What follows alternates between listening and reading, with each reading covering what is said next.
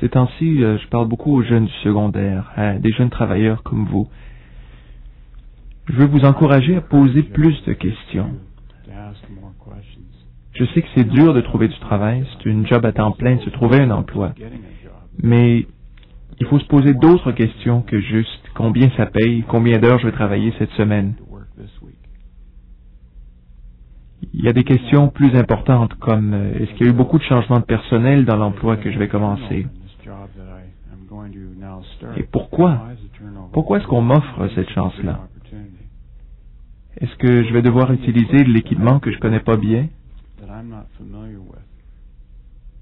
Est-ce que je remplace quelqu'un qui occupe le poste depuis longtemps, qui connaît bien son affaire, et puis qui s'en va en vacances? Est-ce que c'est moi qui vais remplacer cette personne-là? Et est-ce que je vais recevoir de la formation pour bien faire le travail? Est-ce que je vais être supervisé? C'est des questions très simples et parfois difficiles de les poser, mais vous êtes la génération la plus intelligente. Moi-même, j'ai une entreprise et j'ai beaucoup de respect pour votre génération. Je sais que vous êtes vite intelligent, vous connaissez les ordinateurs. C'est correct de demander. Vous avez le droit de les poser à votre employeur, ces questions-là. Je vous dis ça parce que David ne les aurait pas posées, lui. Je lui avais dit que, il y avait un emploi et puis qu'il devait aller le faire. Comme vous le savez, Dave, c'est un bon gars. C'était le genre de gars qui posait pas de questions. Il faisait ce qu'il avait à faire.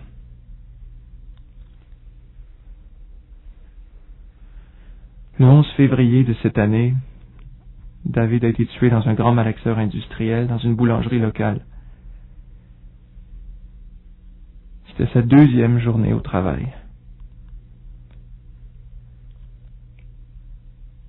Ma femme et moi, et les sœurs de David, Marissa et Jessica, et son petit frère Caleb, que vous connaissez peut-être, je peux vous dire que David nous manque à chaque instant.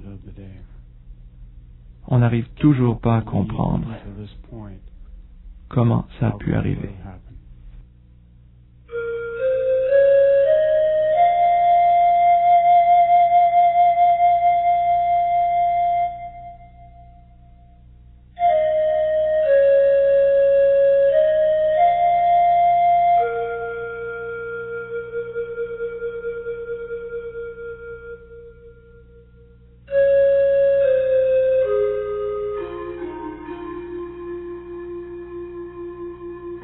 Je m'appelle Marissa Ellis. Je suis la sœur de David. Lui et moi, on s'entendait super bien. C'est dur parce que c'était mon meilleur ami. Il s'occupait de moi, me protégeait. On faisait tout ensemble. Alors c'est dur de le perdre, surtout que c'était mon frère. On vivait dans la même maison. Il me manque terriblement. C'était un frère parfait. Vous aimez la musique? David adorait la musique, lui. Il jouait de la guitare, de la batterie, même un petit peu de piano. Quand il rentrait de l'école, il se défoulait à la batterie pendant 1 heure, ensuite à la guitare. Il jouait fort et il jouait souvent. Avec son ami Steve, ils avaient un petit groupe. Il s'appelait Numb.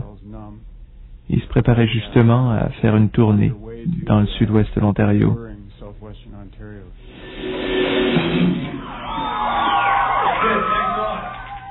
Ma sœur, c'est l'aînée. Alors elle a perdu son petit frère. Ils étaient très proches. Ils jammaient ensemble à la guitare et à la batterie. Notre maison est pleine de musique, alors ça lui manque beaucoup. Mais je pense que c'est pour mon petit frère Caleb que c'est le plus dur. David était son modèle, son grand frère. Il fait les mêmes choses que David faisait. David était le modèle parfait pour Caleb. Malgré tout, je pense que c'est lui qui le prend le mieux. À l'intérieur, il sait que David est au paradis. Vous aimez les sports? Je sais qu'il y a beaucoup de sportifs parmi vous. Dave adorait les sports. Quand il était jeune, il aimait beaucoup jouer au baseball. Il jouait au champ centre et gauche pour une équipe d'élite de sa ligue. Il frappait de la gauche, lançait de la droite, des bonnes mains, puis vite sur ses pieds. Il adorait retrouver les autres gars pour une partie. On a eu beaucoup de fun ensemble. C'était quelqu'un de positif. Tu pouvais jamais te fâcher contre lui parce qu'il était tellement positif. Il était toujours encourageant. J'ai vraiment beaucoup appris de lui, juste à le regarder vivre. J'ai jamais vécu quelque chose d'aussi douloureux parce que je n'avais jamais perdu quelqu'un avant. En plus, c'était un bon copain. Quelqu'un qui avait juste 18 ans. C'était vraiment très dur.